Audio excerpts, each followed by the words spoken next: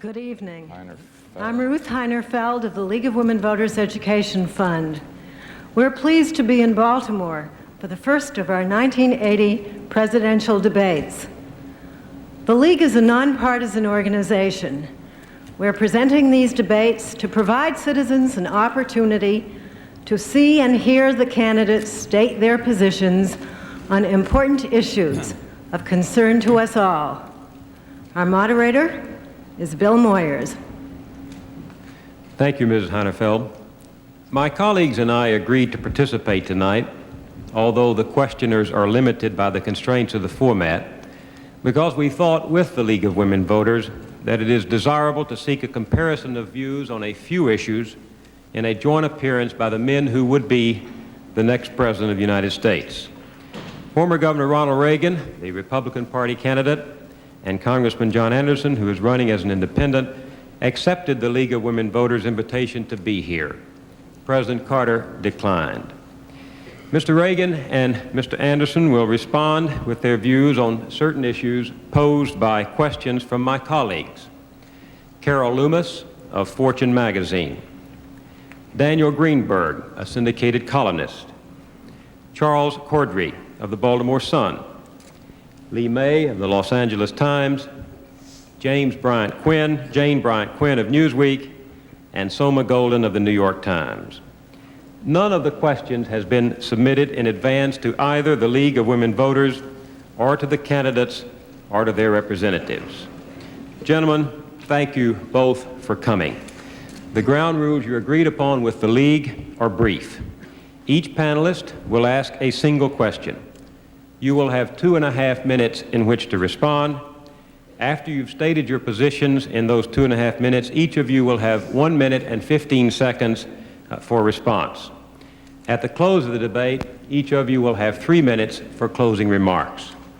We ask the Convention Center audience to abide by one simple ground rule.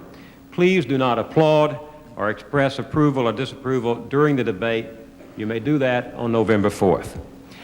Having won the toss of the coin, Mr. Anderson will respond to the first question from Carol Loomis. Mr. Anderson, opinion polls show that the American public sees inflation as the country's #1 economic problem. Yet as individuals, they oppose cures that hurt them personally. Elected officials have played along by promising to cure inflation while backing away from tough programs that might hurt one special interest group or another, and by actually adding inflationary elements to the system, such as indexing. They have gone for what is politically popular rather than for what might work and amount to leadership. My question, and please be specific, is what politically unpopular measures are you willing to endorse, push, and stay with that might provide real progress in reducing inflation?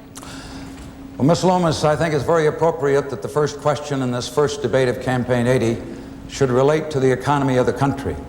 Because it seems to me that the people who are watching us tonight, 221 million Americans, are truly concerned about the poor rate of performance of the American economy over the last 4 years. Now, Governor Reagan is not responsible for what has happened over the last 4 years, nor am I. The man who should be here tonight to respond to those charges chose not to attend. But I want to answer as specifically as I can the question that you have just put to me. And let me tell you that I, first of all, oppose an election year tax cut. Whether it is the 10% across-the-board tax cut promised to the taxpayers by my opponent in this debate tonight, or whether it is the $27.5 billion tax cut promised on the 20th of August by President Carter. I simply think that when we are confronting a budget deficit this year, and this fiscal year will end in about 10 days, and we are confronted with the possibility of a deficit of $60 billion, perhaps as much as $63 billion, that simply would be irresponsible. That once again the printing presses will start to roll. Once again we will see the monetization of that debt result in a higher rate of inflation. Even though we've seen some hopeful signs perhaps in the flash report on the third quarter that perhaps the economy is coming out of the recession.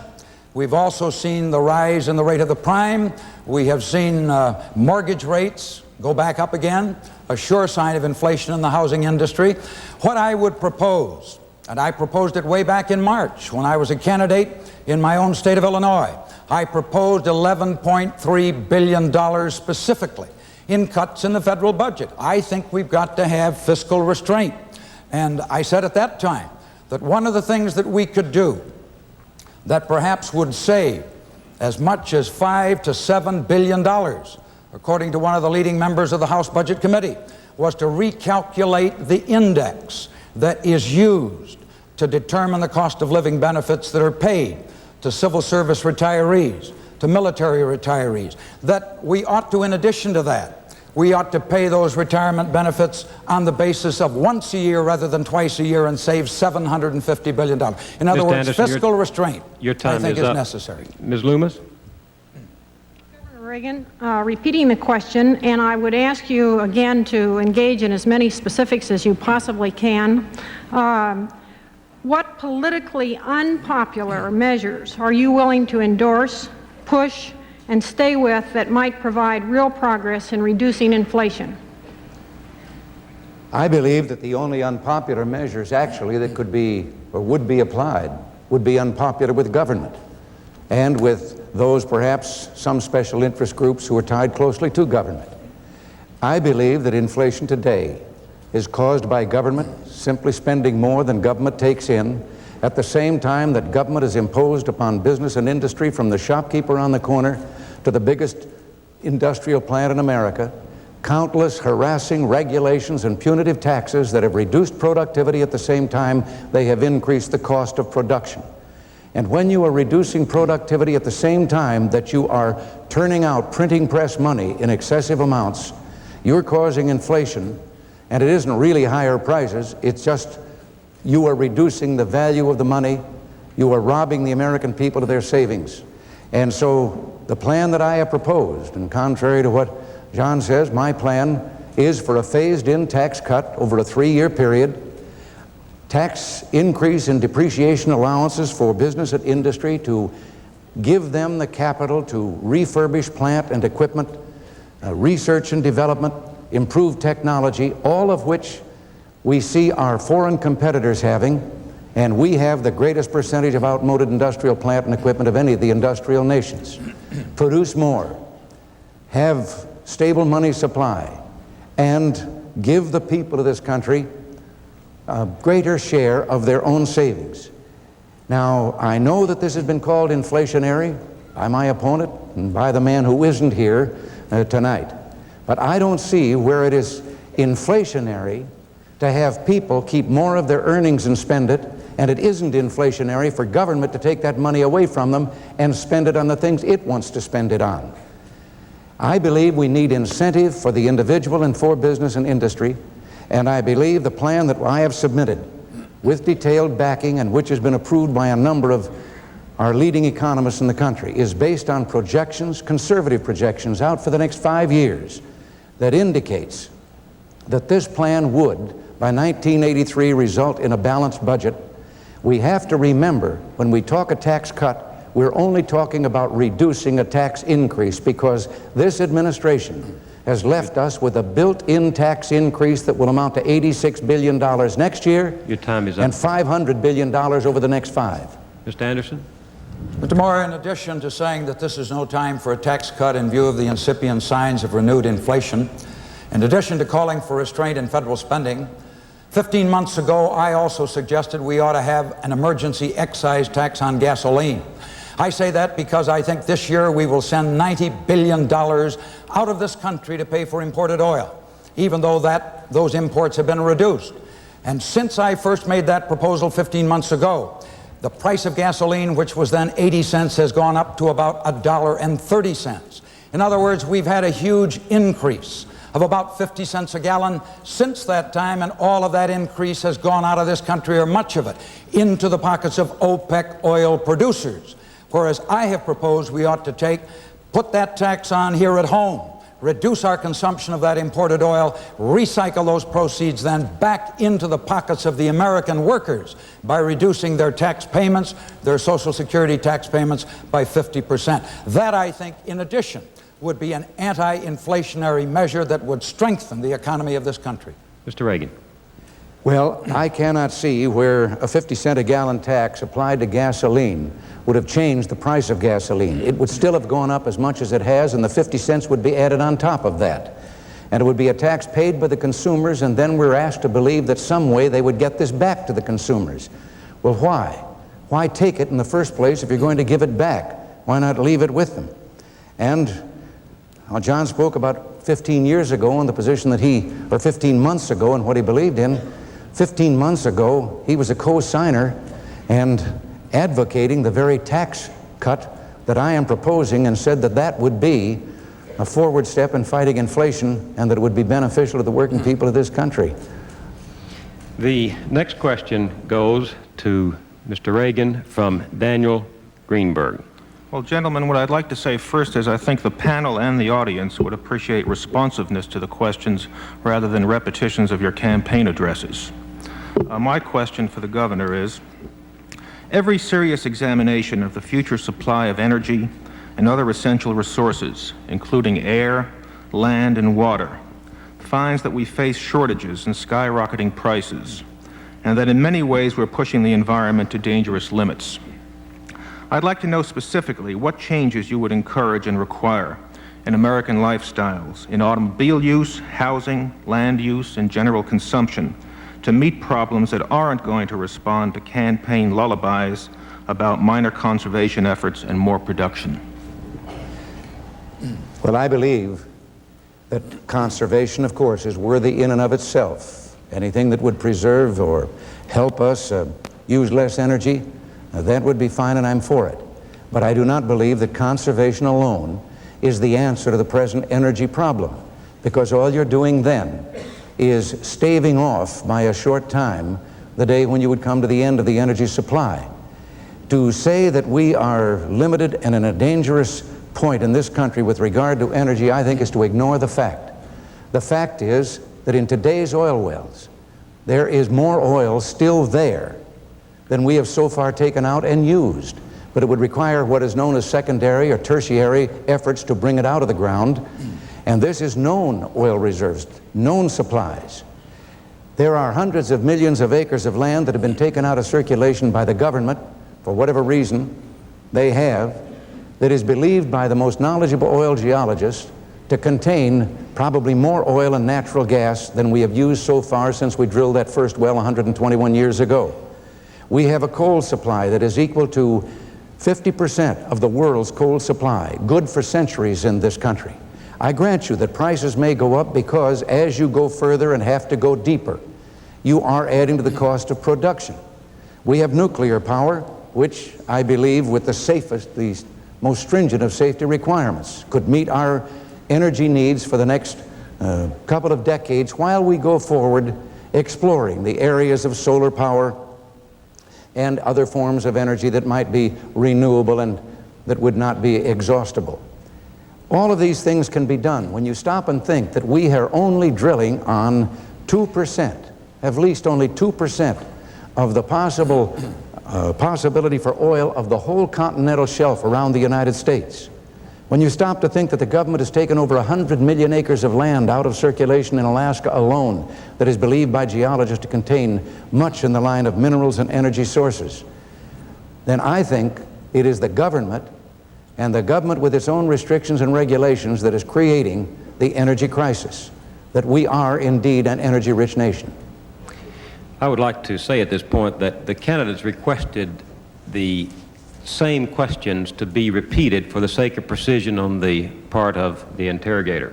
So, Mr. Greenberg, you may address Mr. Anderson. Mr. Anderson, I'd like to know specifically what changes you would encourage and require in American lifestyles, in automobile use, housing, land use, and consumption to meet problems that aren't going to respond to campaign lullabies about minor conservation efforts and more production. Well, Mr. Greenberg, I simply cannot allow to go on past the statements that have just been made by Mr. Reagan, who once again has demonstrated, I think, a total misunderstanding of the energy crisis that confronts not only this country but the world, when he suggests that we have 27 years supply of natural gas, 47 years supply of oil and all the rest, and that we really, all we have to do is to get the government off the back of the oil industry, and that's going to be enough. I agree with what I think is the major premise of your question, sir, that we are going to have to create a new conservation ethic in the minds of the American people. And that's simply why I proposed 15 months ago the emergency excise tax on gasoline that I did. I did it as a security measure, to be sure, because I would rather see us reduce the consumption of imported oil than have to send American boys to fight in the Persian Gulf. But at the same time, I think it's going to take a dramatic measure of that kind to convince the American people that we will have to reduce the use of the private automobile. We simply cannot have people sitting one behind the wheel of a car in these long traffic jams going in and out of our great cities. We are going to have to resort to van pooling, to carpooling. We're going to have to develop better community transportation systems so that with buses and light rail, we can replace the private automobile in those places where it clearly is not energy efficient. I think that with respect to housing, when we are consuming, even though our per capita income today is about the same as that of the Federal Republic of Germany, we are consuming about, by a factor of 2, the amount of energy that they consume in that country. Surely there are things that we can do in the retrofitting, in the redesign of our homes, not only of our houses, but of our commercial structures as well, that will make it possible for us to achieve. According to one study that was published a short time ago, the Harvard Business School study indicated that just in the commercial sector alone of the economy, we could save between 30 and 40% of the energy that we consume in this country today. So I think, yes, we will have to change in a very appreciable way some of the lifestyles that we now enjoy. Mr. Reagan. Well, as I've said, I am not an enemy of conservation. I wouldn't be called a conservative if I were. But when my figures are challenged, as the President himself challenged them after I made them, I think it should be called to the attention of John and the others here that my figures are the figures of the Department of Energy, which has not been overly optimistic in recent years as to how much supply we have left. That is the same government that in 1920 told us we only had enough oil left for 13 years, and 19 years later told us we only had enough left for another 15 years.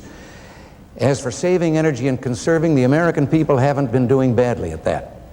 Because in industry today, we're producing more over the last several years and at 12% less use of energy than we were back in about 1973. And motorists are using 8% less than they were back at that time of the oil embargo. So I think we are proving that we can go forward with conservation and benefit from that. But also, I think it is safe to say that we do have sources of energy that have not yet been used or found. Mr. Anderson. Mr. Greenberg, I think my opponent in this debate tonight is overlooking one other very important fact, and that is that we cannot look at this as simply a national problem. Even though it's true that perhaps between now and the end of the decade, our total consumption of oil may not increase by more than perhaps 1 million or 2 barrels of oil a day. The rest of the Western world, we are told, may see its consumption increase from 51 million barrels to about 66 million. And that additional 15 million barrels is going to cause scarcity. It is going to cause scarcity in world markets because there are at least 5 reputable studies, one even by the American Petroleum Institute itself, that I think clearly indicates that somewhere along around the end of the present decade, total world demand for oil is simply going to exceed total available supplies. I think that conservation, I think that a change in lifestyles is necessary, and we had better begin to plan for that now rather than later. This question goes to you, Mr. Anderson, from Charles Cordry. Mr. Anderson, you and Mr. Reagan both speak for better defense, for stronger defense, and for programs that would mean spending more money. You do not, either of you, however, come to grips with the fundamental problem of manning the forces, of who shall serve and how the burden will be distributed. This will surely be a critical issue in the next presidential term. You both oppose the draft. The questions are, how would you fill the understrength combat forces with numbers and quality without reviving conscription? And will you commit yourself here tonight, should you become the Commander-in-Chief, to propose a draft, however unpopular, if it becomes clear that voluntary means are not working? Mr. Cordray, I am well aware of the present deficiencies in the armed forces of this country. When you have a report, as we did recently, that 6 out of 10 CONUS divisions in this country, continental United States Army divisions, simply could not pass a readiness test, that 2 out of 3 divisions that were to be allocated to the so-called rapid deployment force could not meet a readiness test, and in most cases, that failure to meet the test was because of a lack of manning requirements, an inability to fill many of the slots in those divisions. Yes, I have seen figures that indicate that perhaps as of September 1980, this very month, that there is a shortage of about 104,000 in the ranks between E4 and E9. And there were reports, public reports not long ago, about ships that could not leave American ports because of a lack of crews. I talked to one of the leading former chiefs of naval operations in my office a few weeks ago, who told me about 25,000 chief petty officers being short. But I think that that is clearly related to the fact that going back to the time when the all-volunteer Army was created in 1973, and I worked hard for it and supported it, we simply have failed to keep pace with the cost of living. And today, on the average serviceman is at least 15%, and I happen to think that's a very modest estimate, 15% below what has happened to the cost of living over that period of time. And as a result, the families of some of our young servicemen are on food stamps today, and I think that's shocking. It's shameful. So yes, I told the American Legion National Convention, the VFW National Convention, when I spoke to each of those bodies, I outlined a very specific program of increasing pay and allowances, re-enlistment bonuses. That only makes sense. But I would leave you with this thought, sir, to be quite specific in my answer to your question, that of course, to protect the vital interests of this country, if that became impossible, if I could not, despite the very best efforts that I asked the Congress to put forward to raise those pay and incentives and allowances, of course, I would not leave this country go undefended. Mr. Cordray. Mr. Reagan, I will just repeat the 2 questions. How would you fill the understrength combat forces with numbers and with quality without reviving conscription? And will you commit yourself here tonight, should you become the Commander-in-Chief, to propose a draft, however unpopular, if it becomes clear that voluntary means are not solving our manpower problems? Mr. Cordray, it's a shame now that there are only 2 of us here debating, because the 2 that are here are in more agreement than disagreement on this particular issue, and the only one who would be disagreeing with us is the President if he were present. I too believe in the voluntary military. As a matter of fact, today the shortages in non-commissioned officers that John mentioned are such that if we tried to have a draft today, we wouldn't have the non-commissioned officers to train the draftees.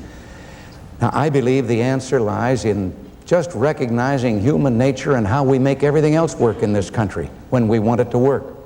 Recognize that we have a voluntary military. We are asking for men and women to join the military as a career, and we're asking them to deal with the most sophisticated of equipment. And a young man is out there on a $1 billion carrier in charge of the maintenance of a $25 million aircraft, working 100 hours a week at times, and he's earning less for himself and his family while he's away from his family than he could earn if he were in one of the most menial jobs, working 40 hours a week here at home. As an aid to enlistment, we had an aid. 46% of the people who enlisted in the voluntary military up until 1977 said they did so for one particular reason: the GI Bill of Rights. The fact that by serving in the military, they could provide for a future college education. In 1977, we took that away from the military. That meant immediately 46% of your people that were signing up had no reason for signing up. So I think it is a case of pay scale, of recognizing that if we're going to have young men and women responsible for our security, dealing with this sophisticated equipment, then for heaven's sakes, let's go out and have a pay scale that is commensurate with the sacrifice that we're asking of them. Along with this, I think we need something else that has been allowed to deteriorate. We need a 1 million-man active reserve that could be called up on an instant's notice and that would be also trained, ready to use that type of equipment. Both of these, I think, would respond to the proper kind of incentives that we could offer these people. The other day, I just saw one example. Down in Texas, I saw a high school that is military. Your time is up, Mr. Reagan. I'm sorry. I'll catch up with it later. You can finish that after it's over. Mr. Anderson? Mr. Morris, I must say that I think I have a better opportunity, however, of finding the necessary funds to pay what admittedly will be very, very substantial sums of money. We signed one bill, or we passed one bill just a couple of weeks ago in the House of Representatives for $500 million, $500 million. That is just a down payment, in my opinion. But unlike Governor Reagan, I do not support a boondoggle like the MX missile. I've just gotten a report from the Air Force that indicates that the 30-year life cycle cost of that system is going to be $100 billion. The initial cost is about $54 billion, and then when you add in the additional cost, not only the construction of the system, the missiles and the personnel and so on, when you add in the additional costs over the life cycle of that system, over $100 billion. I would propose to save the taxpayers of this country from that kind of costly boondoggle. Mr. Reagan? Well, let me just say that with regard to that same missile system, I happen to support and believe in the missile itself, but that's not the $54 billion cost that John is talking about. He's talking about that fantastic plan of the administration to take thousands and thousands of square miles out in the western states, and first he was going to dig a racetrack and have it going around on the racetrack so it would meet the requirements of SALT II treaty, and now he's decided it'll have a straight up and down thing so it can be both verifiable and yet hideable from the Soviet Union. We need the missile, I think, because we are so out of balance strategically that we lack a deterrent to a possible first assault. But I am not in favor of the plan that is so costly. And therefore, if I only had another second left, I'd say that that high school class in a military training, 40 of its 80 graduates last year entered the United States Service Academies, West Point, Annapolis, and the Air Force Academy. And to see those young men made me very proud, and to realize that there are young people in this country that are prepared to go into that kind of a career in service of their country. This question comes to you, Mr. Reagan, from my colleague Lee May. Mr. Reagan, the military is not the only area in crisis. American cities are physically wearing out as housing, streets, sewers, and budgets all fall apart. And all of this is piled upon the emotional strain that comes from refugees and racial confrontations.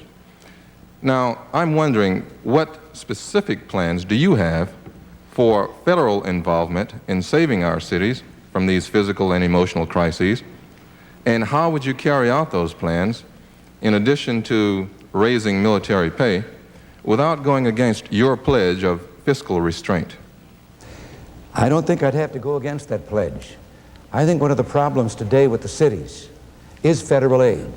The mayors that I've talked to in some of our leading cities tell me that the federal grants that come for a specific cause or a specific objective come with such red tape, such priorities established by a bureaucracy in Washington, that the local government's hands are tied with regard to using that money as they feel it could best be used and for what they think might be the top priority.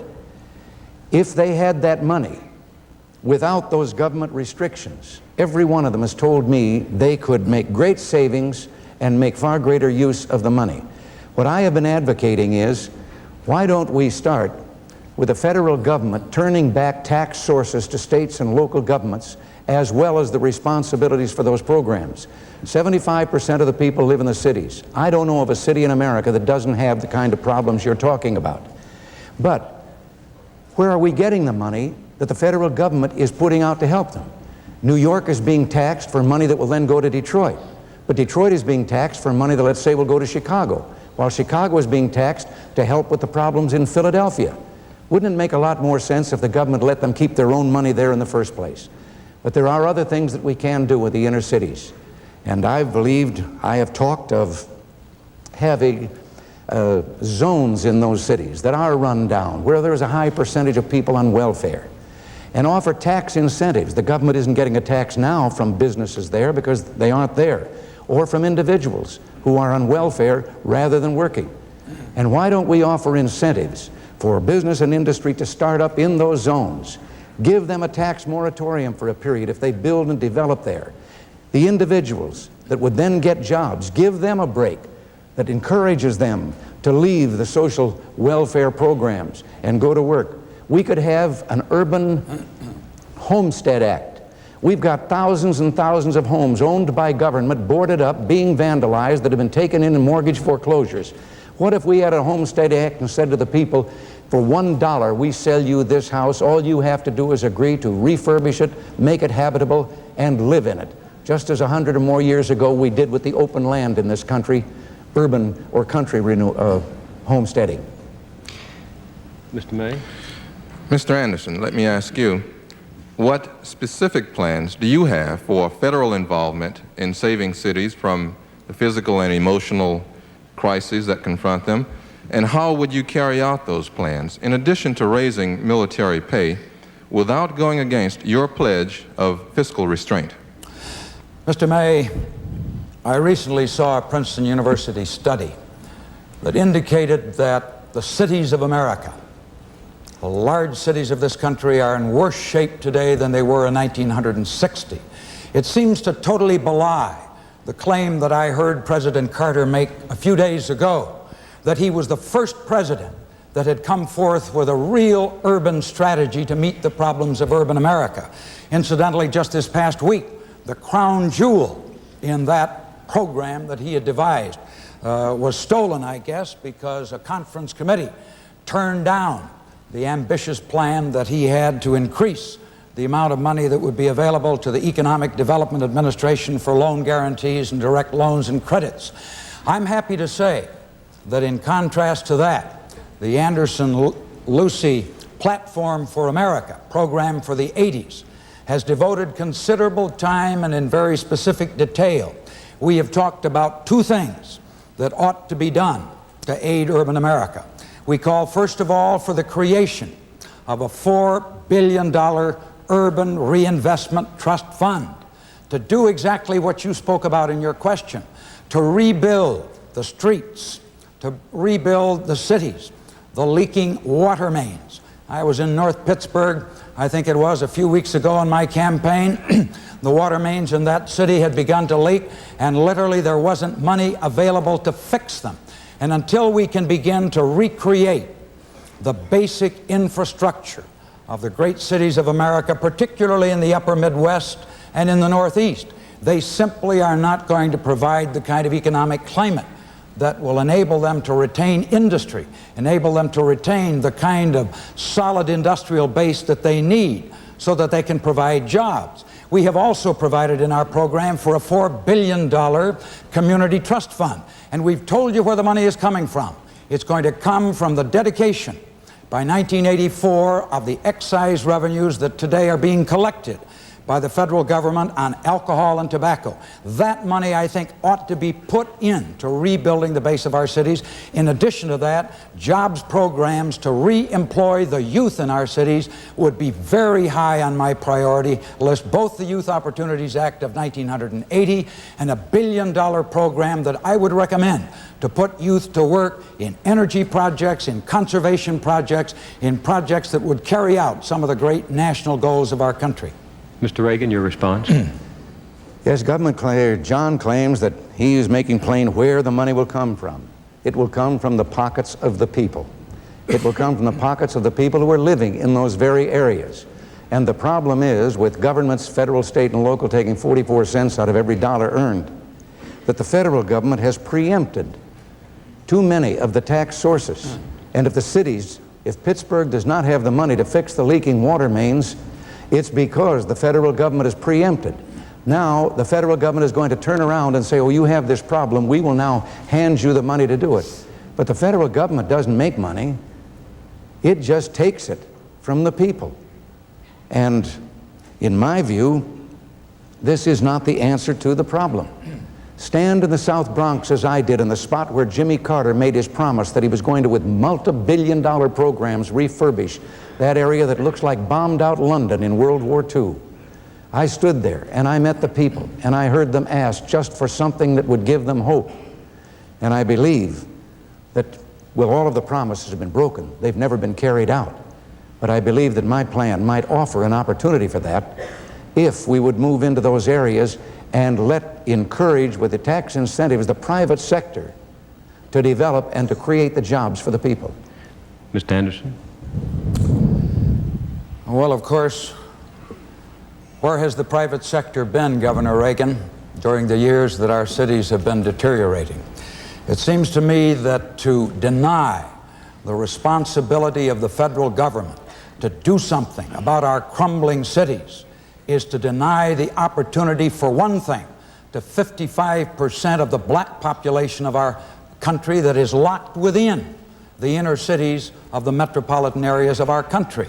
We simply cannot ignore the fact that in those cities today, we have 55% youth unemployment among black and Hispanic youth. And why is that?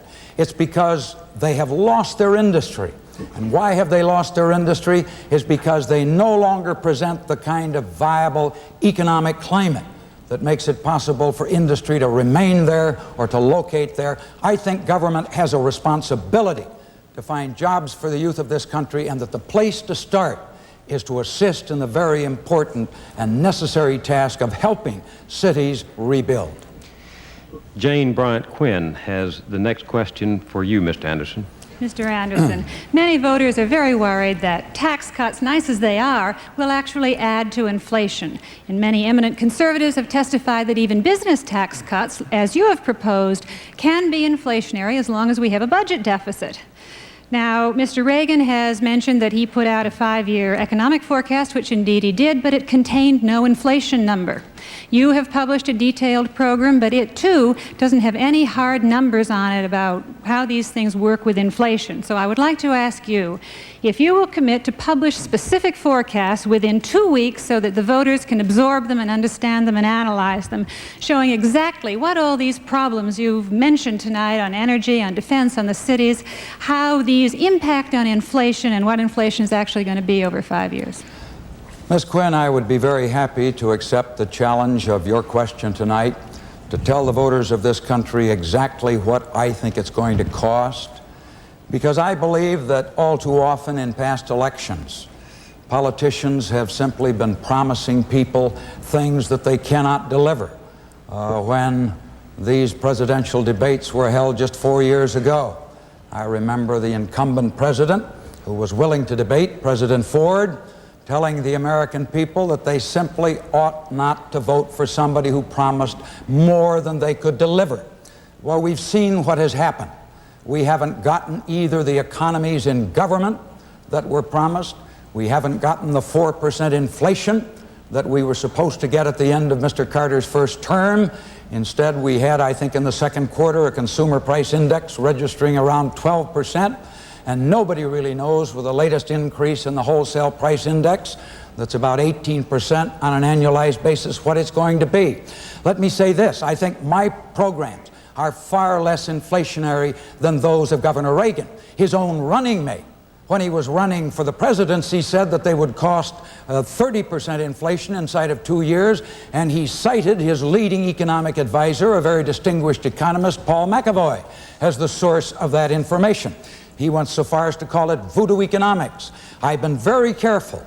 I have been very careful in saying that what I'm going to do is to bring federal spending under control first. I would like to stand here and promise the American people a tax cut, as Governor Reagan has done, but you know, it's gotten to be about a $122 difference. Somebody worked it out, and they figured out that between the tax cut that Governor Reagan is promising the American people and the tax cut that Jimmy Carter is promising in 1981, his is worth about $122 more. So you, dear voters, are out there on the auction block, and these two candidates are bidding for your votes. And one is going to give you $122 more if you happen to be in that range of about a $20,000 a year income. I'm going to wait until I see that inflation rate is going down before I even begin to phase in the business tax cuts that I've talked about. But I think by improving productivity, they would be far less inflationary than the consumption-oriented tax cut that Governor Reagan is recommending. Ms. Quinn? Mr. Anderson, I'll call you for that forecast. Mr. Reagan, will you publish specific forecasts within 2 weeks so that the voters can have time to analyze and absorb them before the election, showing exactly what all these things you've discussed tonight for energy, cities, and defense mean for inflation over the next 5 years? Ms. Quinn, I don't have to. I've done it.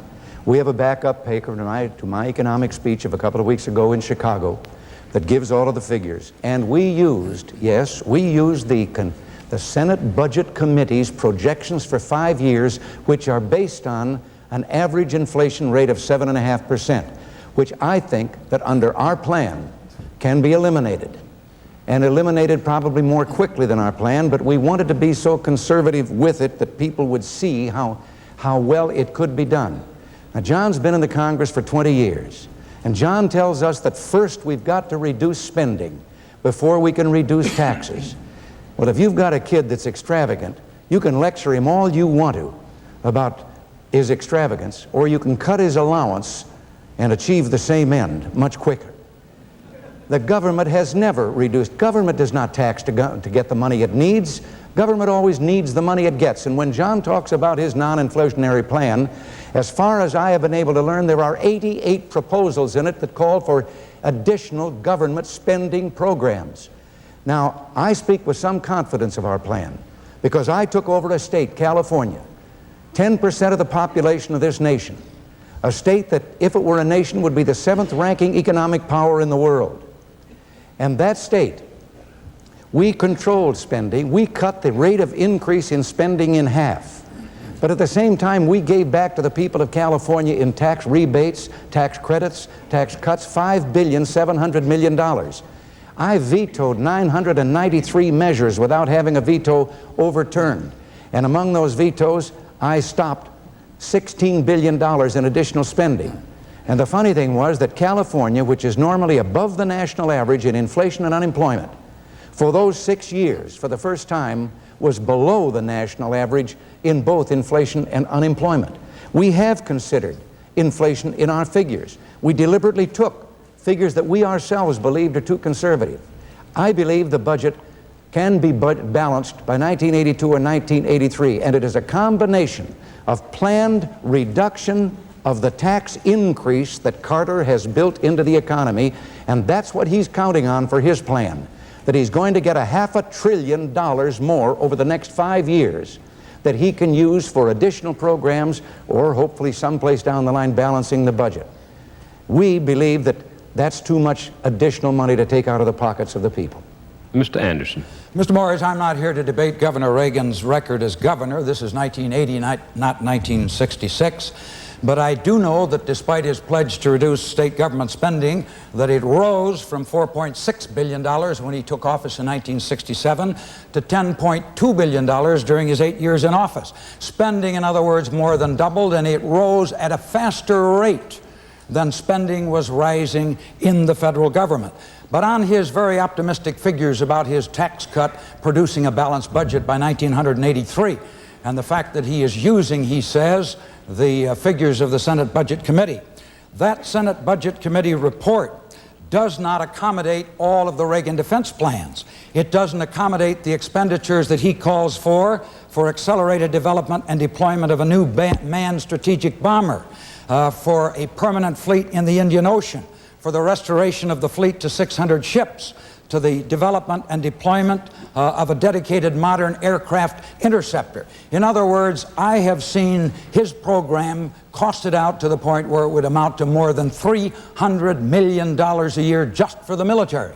And I think the figures that he has given are simply not going to stand up. Would you have a comment, Mr. Reagan? Well, some people look up figures and some people make up figures. And John has just made up some very interesting figures. We took the Senate report, of course, but we did factor in our own ideas with regard to increases in the projected military spending that we believe would, over a period of time, do what is necessary. Now, also with regard to the figures about California, the truth of the matter is we did cut the increase in spending in half. John doesn't quite realize he's never held an executive position of that kind, and I think being governor of California is probably the closest thing to the presidency, if that's possible, of any executive job in America today, because it is the most populous state. And I can only tell him that we reduced in proportion to other states the per capita spending, the per capita size of government. We only increased the size of government 1/12 what it had increased in the preceding 8 years. And one journal, the San Francisco Chronicle, a respected newspaper, said there was no question about the fact that Governor Reagan had prevented the state of California from going bankrupt. Our final question comes from Soma Golden, and it's directed to Mr. Reagan. I'd like to switch the focus from inflation to God. This week, Cardinal Medeiros of Boston warned Catholics that it's sinful to vote for candidates who favor abortion.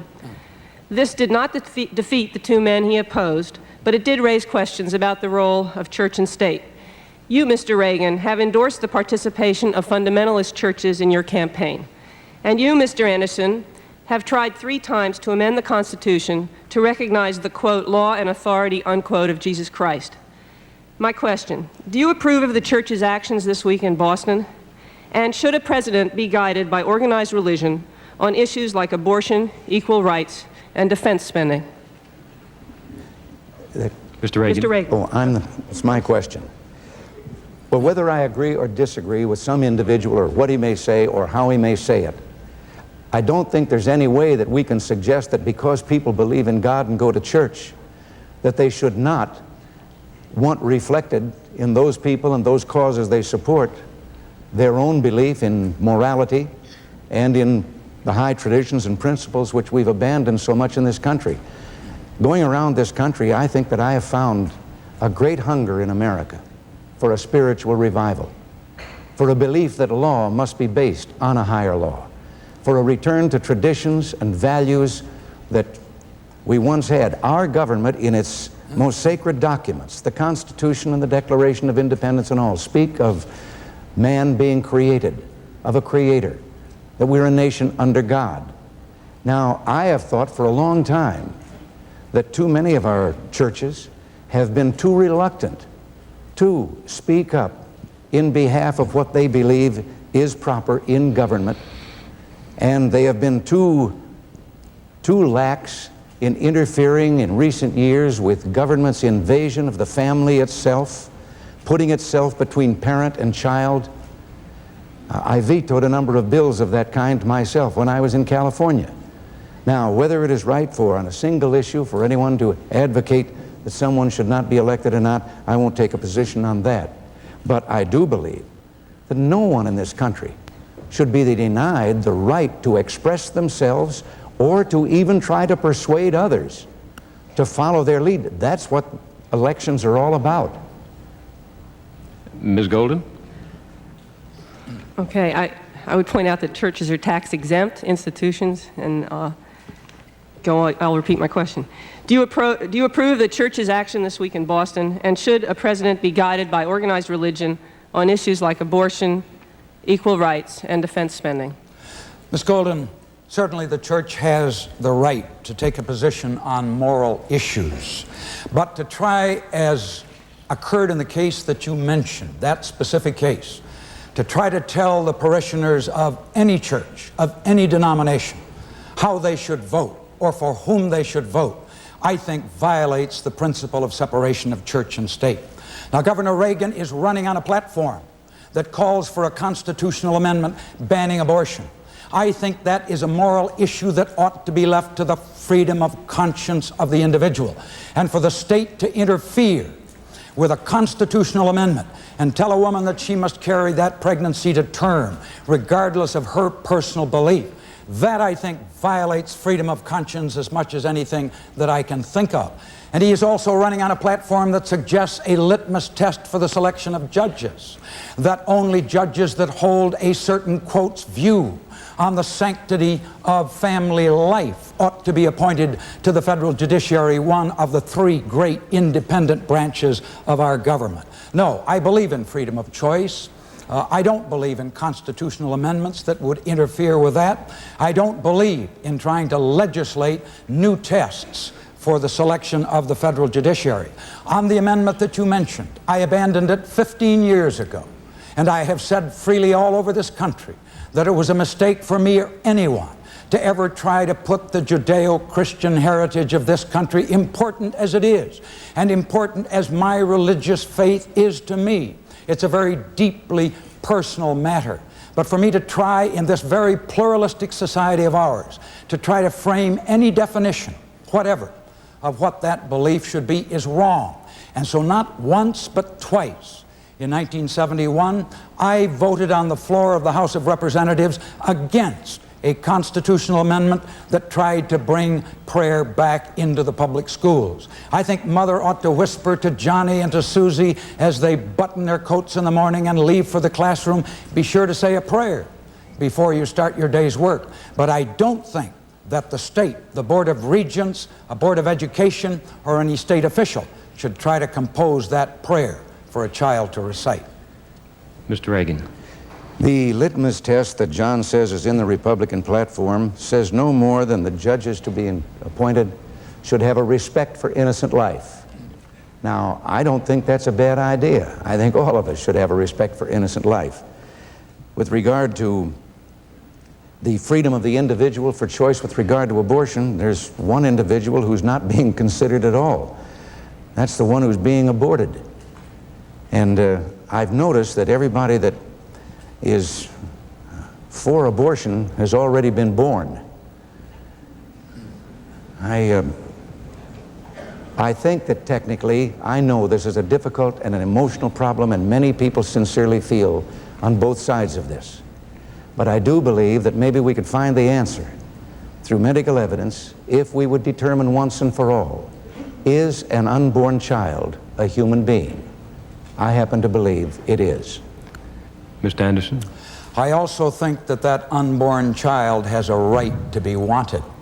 And I also believe, sir, that the most personal, intimate decision that any woman is ever called upon to make is a decision as to whether or not she shall carry a pregnancy to term.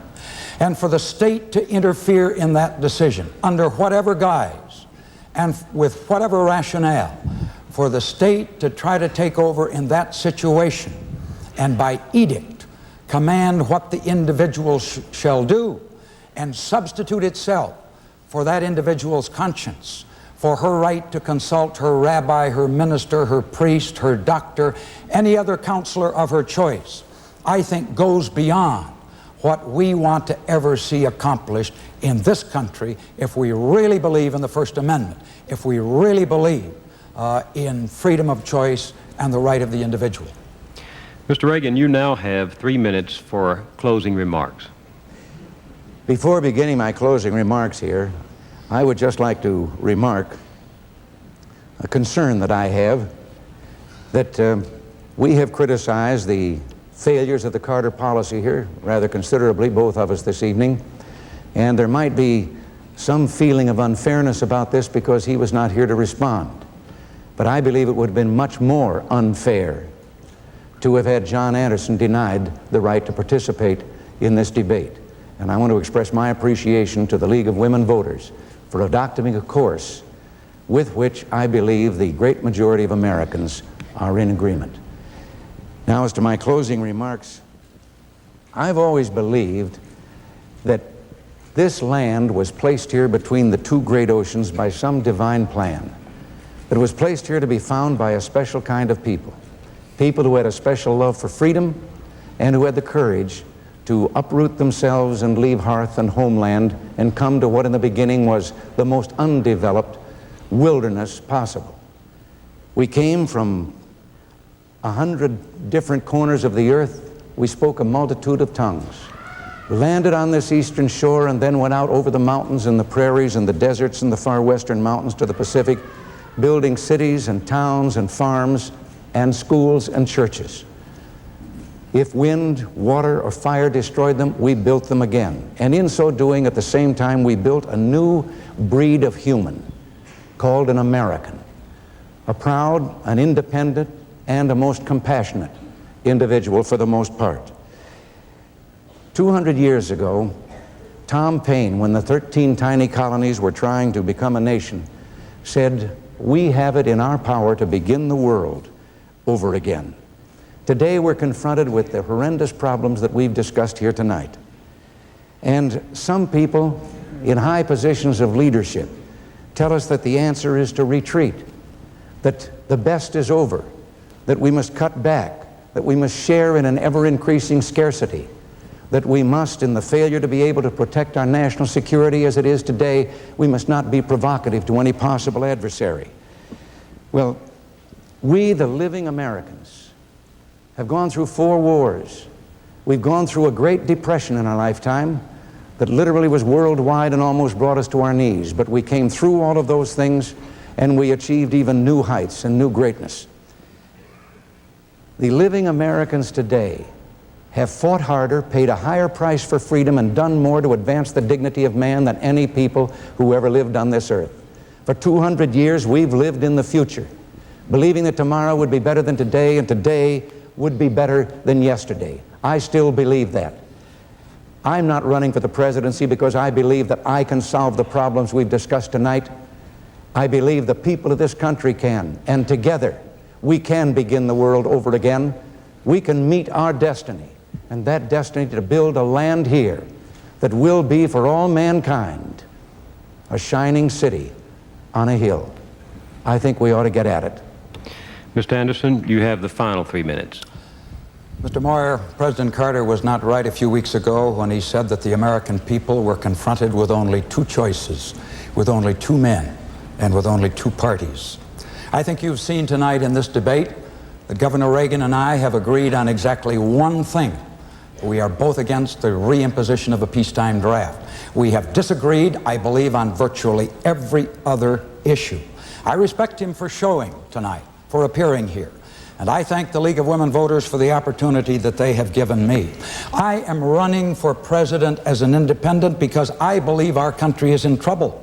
I believe that all of us are going to have to begin to work together to solve our problems. If you think that I am a spoiler, consider these facts. Do you really think that our economy is healthy? Do you really think that 8 million Americans being out of work and that 50% unemployment among the youth of our country are acceptable? Do you really think that our armed forces are really acceptably strong in those areas of conventional capability where they should be? Do you think that our political institutions are working the way they should when literally only half of our citizens vote? I don't think you do think that. And therefore, I think you ought to consider doing something about it and voting for an independent in 1980. You know, a generation of office seekers has tried to tell the American people that they could get something for nothing. It's been a time, therefore, of illusion and false hopes, and the longer it continues, the more dangerous it becomes. We've got to stop drifting. What I wish tonight so desperately is that we had had more time to talk about some of the other issues that are so fundamentally important. Our great historian, Henry Steele Commager, said that in their lust for victory, neither traditional party is looking beyond November. And he went on to cite 3 issues that their platforms totally ignore. Atomic warfare, Presidential Directive 59 notwithstanding. If we don't resolve that issue, all others become irrelevant. The issue of our natural resources, the right of posterity to inherit the earth, and what kind of earth will it be? The issue of nationalism, the recognition, he says, that every major problem confronting us is global, and cannot be solved by nationalism here or elsewhere that is chauvinistic, that is parochial, that is as anachronistic as states' rights was in the days of Jefferson Davis. Those are some of the great issues: atomic warfare, the use of our natural resources, and the issue of nationalism that I intend to be talking about in the remaining 6 weeks of this campaign. And I dare hope that the American people will be listening and that they will see that an independent government of John Anderson and Patrick Lucy can give us the kind of coalition government that we need in 1980 to begin to solve our problems. Thank you. Mr. Anderson, we too wish there were more time, and for all the limitations of the form, and there are other forms to try, the chair, for one, would like to see such meetings become a regular and frequent part of every presidential campaign. Mr. Reagan, Mr. Anderson, we thank you for coming, and thanks to our panelists, Carol Loomis, Daniel Greenberg, Charles Cordray, Lee May, Jane Bryant Quinn, and Soma Golden. And thank you in the audience at home for joining us. This first presidential debate of 1980 has been brought to you as a public service by the League of Women Voters Education Fund. I'm Bill Moyers. Good night.